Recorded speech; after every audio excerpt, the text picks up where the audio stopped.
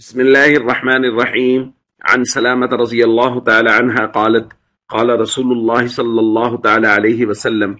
إن من أشراط الساعة أن يتدافع أهل المسجد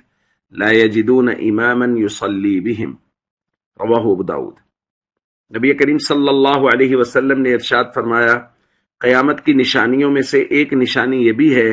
کہ مسجد والے آپس میں ایک دوسرے کو امامت کے لیے دھکیلیں گے، انہیں کوئی امام نہ ملے گا جو انہیں نماز پڑھائے۔ دوستو، اس روایت کی روشنی میں اپنی اپنی مساجد کا ماحول دیکھیے۔ اگر ہمارا مسجد کا مقررہ امام موجود نہیں ہے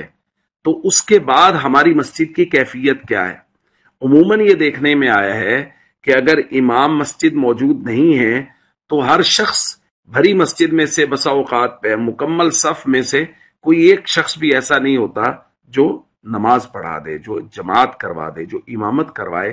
اس لیے کہ اس امامت کو اہمیت کے ساتھ سیکھا ہی نہیں ہے، اس کے آداب کو نہیں سیکھا، نماز پڑھانے کا طریقہ نہیں سیکھا۔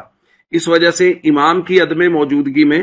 بیسیوں لوگ مسجد میں موجود ہوتے ہیں لیکن کوئی ایک بھی نماز پڑھا، آپ پڑھا دیں، دوسرا کہہ رہا ہے آپ پڑھا دیں، تو ایک دوسرے کو دھکیل رہے ہوتے ہیں، جیسا کہ نبی کریم صلی اللہ علیہ وسلم نے فرمایا ان یتدافع اہل المسجد، مسجد میں سے ہر ایک دوسرے کو کہہ رہا ہوگا آپ نماز پڑھا دیں، تو کوئی امام نہیں مل رہا ہوگا انہیں۔ ہم سب اس بات کو دیکھ رہے ہیں کہ ہمارے معاشرے میں یہ ماحول پایا جا رہا ہے، اور نبی کریم صلی اللہ علیہ وسلم اس کو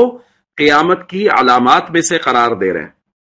تو بھائی اس بات کی کوشش کریں کہ ہم خود اس لائق ہوں کہ ہم نماز پڑھائیں، اور اپنے بچوں پر تو یہ محنت کریں کہ ہمارے بچے قرآن اچھا پڑھنے والے، وہ اقرا ہوں اور اعلم بالسنہ ہوں، جیسا کہ ہم نے کل پڑھا تھا کہ وہ سنت کا، قرآن و حدیث کا علم رکھنے والے ہوں، تاکہ وہ امامت کے مکمل اہل ہوں۔ ہم سب کو چاہیے دین سیکھنے پہ محنت کریں۔ السلام علیکم ورحمۃ اللہ وبرکاتہ۔